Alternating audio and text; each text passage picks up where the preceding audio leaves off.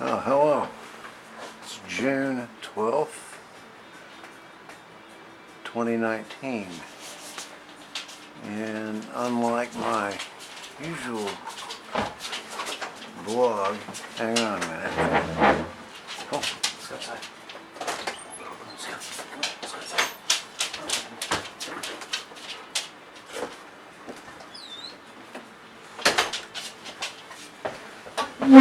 Alright, I'm back. I had to put the dog out. Now anyway, I wanted to talk about something that's puzzling, which is memory, human memory. So, why is it we forget? Why do people forget? So we have enormous memory capacity with our brains. Enormous. We can remember many things, different types of information and data at different levels. Okay, some of it is, for instance, you hear a sound and you can identify what that sound is, even if it's only a faint sound. Of course, there's a whole variety of different sounds, but you recognize the sound and you know it and you correctly identify it. Just like different sorts of like smells, like burnt toast. You smell something in the air and your brain identifies that scent as burnt toast. So, like things you can touch and all this other stuff. There are these libraries of knowledge, of data in memory, which you automatically draw on. Your body, your mind. It's like you perceive all these senses and sensations through your senses, through your ability to sense things, all your different faculties for sensing. And your brain has these like libraries for each of your senses, whether it's scent or sight or hearing, and it can draw on the knowledge stored in your brain to categorize, catalog, and index, identify all these different things. So, why is it in human activity that we forget? Why is it that, for instance, events which happened, say, 60, 70, 80 years ago, people cannot really remember very well? Why is it that what has happened in our own lifetimes, say 10, 20, 30 years ago, important things, or meaningful things, we forget? And as time moves along, these memories seem to fade away. Well, it's, for instance, one of the reasons that we take, pictures and make videos is to help us remember, years later even, what we were like, where we were, what we saw with our own eyes, because we can't, in our conscious memory, picture that very well. And what got me to thinking about this today is I was thinking about this girlfriend of mine, and this funny joke she used to tell. She had this funny little, it was like a clever little saying. It was funny. And I was trying to think of it, and this, I couldn't remember. I still can't remember. I just pulled it out of memory, and I puzzled over it a lot. I'm like, why can't I remember that? And I don't. Well, this woman in question, she was my girlfriend like 30 years ago. And, well, not quite that long, but about 28 years ago, 29 years ago. And I can't remember this joke that was it was very funny, it was witty, and it reflected her personality quite well. But, so what happens in the world right now, we have all these people running around screaming and yelling about how they are victims. They're playing the role of the victim. In fact, they're amplifying it, they're building on it, they're exaggerating it, and then they're capitalizing on it. They're exploiting this victimization culture, which has been artificially inflated and created. In fact, we have an entire generation of these people who it's called the millennial generation, who have made a great deal about being victims. Every one of them has to be a victim of something or another. Whether the question of whether any of them are, or some of them are, how many of them are, isn't really the issue. It's why do people forget? You see. So our brains have this storage capacity, which it's far, far more vast than any computer memory drive. It doesn't matter what kind. Supercomputers can't even contain the data that our brain can contain. Not yet. They can perform more mathematical calculations per second or whatever, sure, but that's not the thing. Just to enable us to get up and to walk around and to move and to perform a job, a task, a function, to interact one with the other, to do all the things that we take for granted and that we do every day, and at different levels of consciousness. Some of it is automatic, some of it is conscious, some of it is like in the forward conscious, which is, our decision making, the actions that we take, the things that we touch and feel, choices we make. It's all there. You're talking thousands upon thousands upon thousands of terabytes worth of data. It's an indeterminate quantity, as no one really knows. But now this victim game, and I'm sure that some people, they make a great deal out of being a victim. The fact is that all of us are victims some way, somehow, at some time. Life is not always kind, and in some instances it's downright brutal. People are victimized, yes. But in this millennial victim identity thing, they all want to be victims, and they all want to scream and squeal and cry and whine as if they'd been abused and tortured and whatnot in the most horrendous ways, which simply isn't true. With the very few, yeah, sure, but that's always been the way. Life isn't fair, and it makes victims of us all. We're all victimized by it. But what's disturbing is, to me, how we have this peculiar thing where we forget. So experiences from my own life. For instance, this girlfriend that I spoke of, I remember times I spent with her, the time that we were together, that we in fact lived together. I remember making love with her, but my memories of these things have faded with time. And it's like they've become fragmented. So that it's like watching snippets from an old video, like an old, just a standard DVD or even a VHS tape of all things. Just little snippets, a few seconds here and there, and I can't really connect. I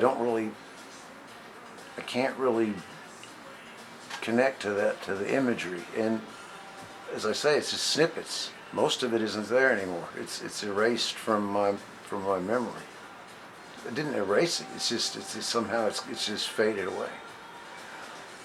Well, unfortunately, there are people and there are groups who will exploit this fault that we have this problem with memory, and they are doing it right now.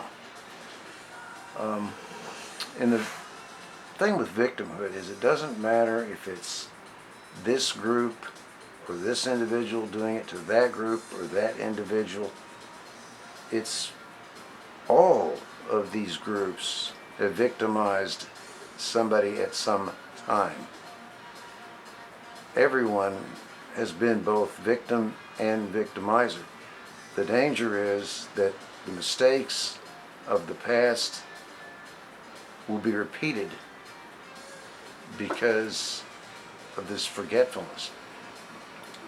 Those who would manipulate people, manipulate humans, can get them to play the victim, I'm not saying play as in lie about it and make it up.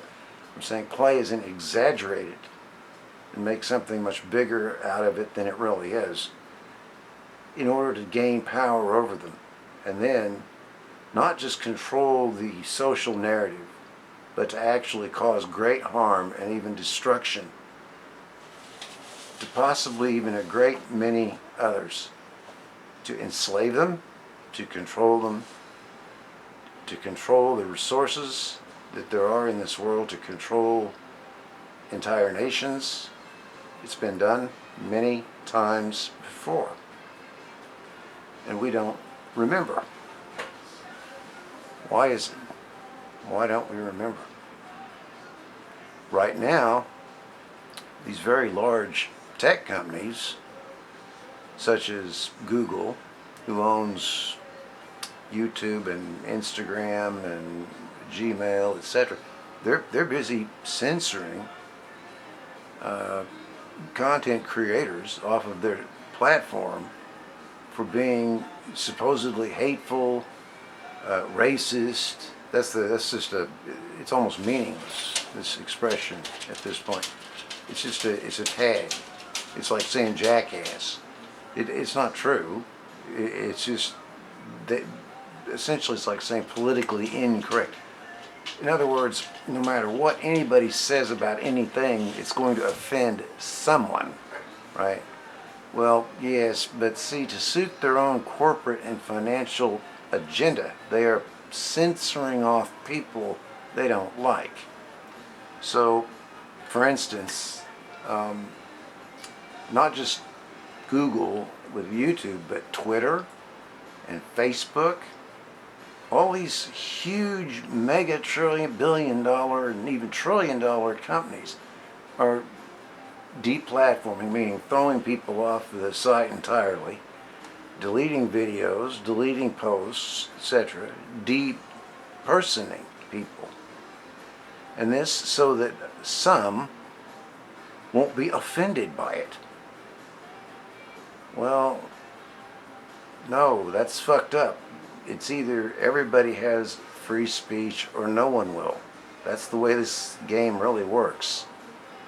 And these people who are screaming and yelling about being victims, etc., well, they may be the group that gets oppressed, and undoubtedly will be, in turn, somewhere down the road, and probably not very far away. They're being used, and they're being used by an elite group, a corporate financial cabal, if you would, to push an agenda, which everybody has called neoliberal for years. It's really more like a Marxist ideology, a Marxist communist philosophy, a form of unpleasant, collective, conformitist, it's filth that they're pushing to control people, to control everything about their lives, finally. Every aspect of their lives, finally. They've said as much.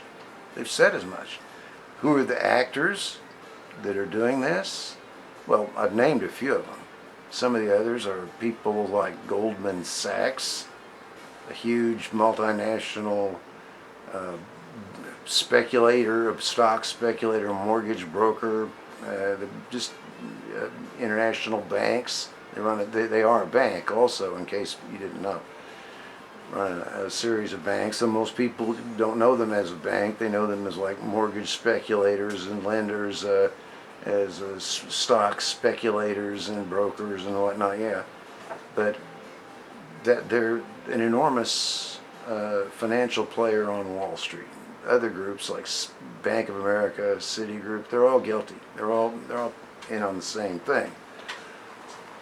So when you have these enormous tech companies that essentially run the internet in cahoots with an enormous financial structures who control our financial operations and can even ban people from electronic funds transfers and or receiving payment from subscribers to their video feeds, they can actually, and have and are doing this, such as a service called PayPal. They ban people. They said you can't accept, we won't accept any monies for this person. Their account's been frozen and terminated, and they're off of our platform. That's what they're doing. So they're then, it's like you can't. It's like imagine going to a bank and you can't have a bank account. They flatly tell you you can't have an account with our bank. Or imagine having a bank account with a bank and you go there and you say, yes, I'd like to make a withdrawal or I'd like to make a deposit, and they tell you no. You're banned. You don't live up to our terms of service, which they constantly are changing. And so, we're freezing your account, we're going to close it out, blah, blah, blah. And you're like, well, wait a minute, where's my money? You've got my damn money, where is it? I want it back. Well, theoretically, maybe they'll give you whatever money is in the account, but once that account is cleared out, you can never open another one with them. And the people that they're doing this to are not, some violent jihadists or terrorists or violent radicals or any of that. They're just people who have a keen mind, a keen insight into what is going on, and these financial institutions and these social media sites do not like them. They don't like their ideas, they don't like their views, they hate them, and they want them gone. They want them out of there. And this is what they're doing. These same tactics and techniques are, if you want to use a historical comparative, it's typical of a communist state or a fascist state. They're really the same thing. I've studied both. I've read the Communist Manifestos numerous times. I read a little bit of the stuff written by peripheral people like Leon Trotsky and stuff. I read Mein Kampf. I've read Inside the Third Reich, Albert Speer, all this other stuff. I know about National Socialism. I know where it really got its strength from. I know what it was really about. What's going on now in 2019 is very much like what these things did. They deplatform, they ostracize, and then they dehumanize people. The people they do this to turn into a group. So now you've got a whole group of people they've dehumanized. Well, you know what's next, right? Next they're put away somewhere. Maybe a camp. Yeah? And they don't get back out. And then they just disappear. That's what's likely coming. That could well be it. Or we're consigned to essentially what amounts to a new dark ages, where we are like serfs or tenant farmers, forever poor, kept in poverty, kept traumatized, stressed out, made to work, pay a vast amount of taxes, pay off most of our money that we earn in taxes, and then for what? Getting very little, if anything, in return, and then just die off. And then these corporatists, these financial elitists, and these mega billionaire social engineers, social platform purveyors, they make the profits off of it. They take all the profits from the advertising, from every other thing, from selling people's personal data. They just pocket all this money, and they have control. So these corporatists and monopolists are setting up a fascist, or if you would, communist regime of their own. And you call them the ultimate end product of a technocracy. You call them whatever. It's just a label. Remember I mentioned labels a little while ago, and like victims are calling somebody a racist. That's their favorite tagline, call people racist. That's like the social kiss of death. No. This is all wrong. History is repeating itself. Being manipulated. The people are being manipulated. They are being guided, craftily herded, just like cattle, just like goddamn sheep. Run right down towards a funnel, which leads right down a chute into a slaughterhouse. Because you see, the neo-Marxist or neoliberal agenda, we already know.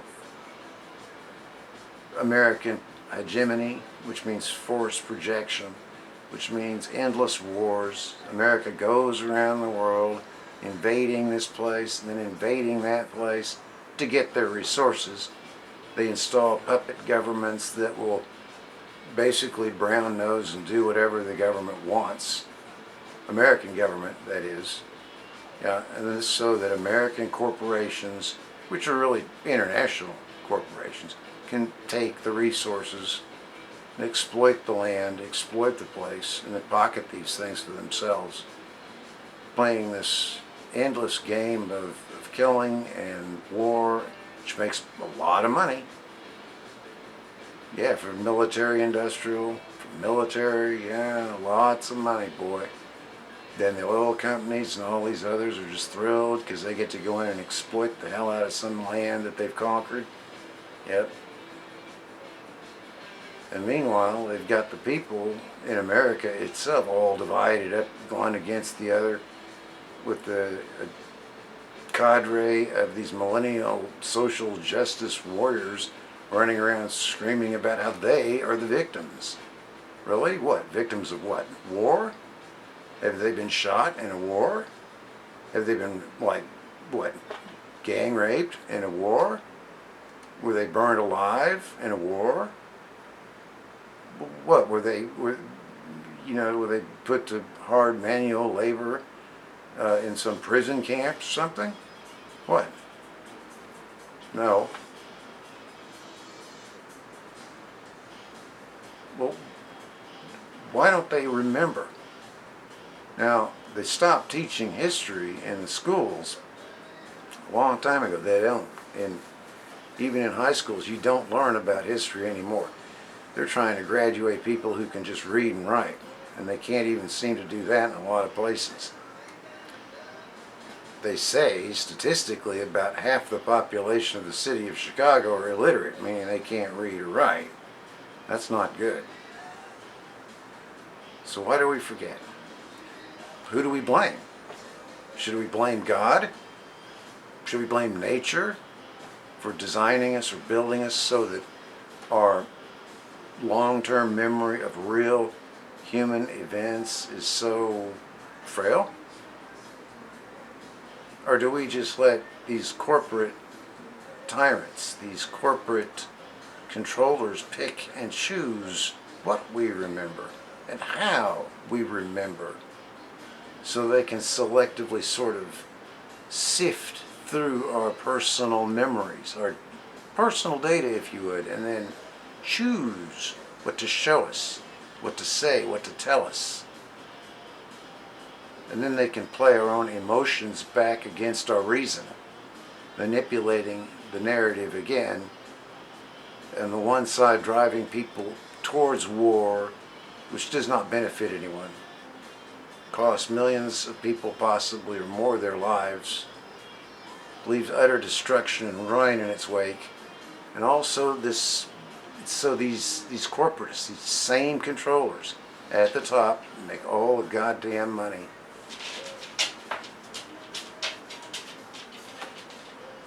Who do we blame for our loss of our experience memory, which is what it is.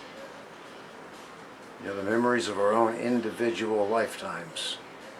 Why do we fail to learn the lessons that history, that have the past, have taught us? Why?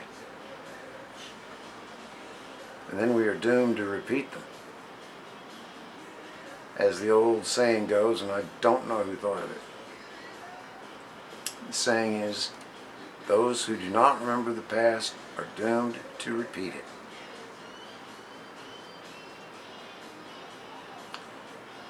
And what's really shocking is that not only do these people not remember, they don't even try to. They don't even try to.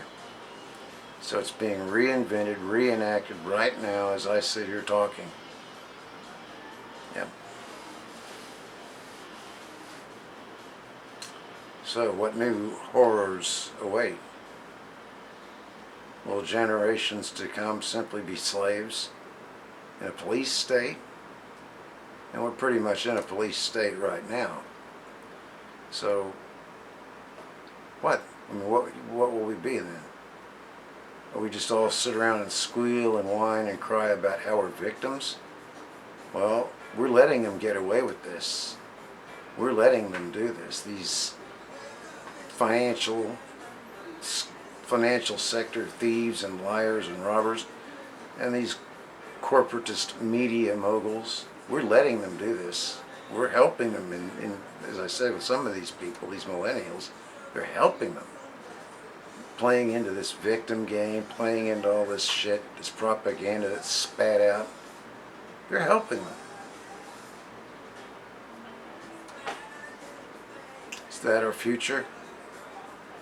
Do we even have a future? Or should we just be nihilistic or nihilistic, however you want to pronounce it, and believe in nothing? It's all just meaningless. Life has no meaning. Might as well just shoot ourselves because existence is meaningless. It has no meaning. Fuck everything. It has no meaning anyway. Blah, blah, blah, blah, blah, blah. Well, it does have meaning. And there are reasons for things. It's simply we can't remember them. Why not?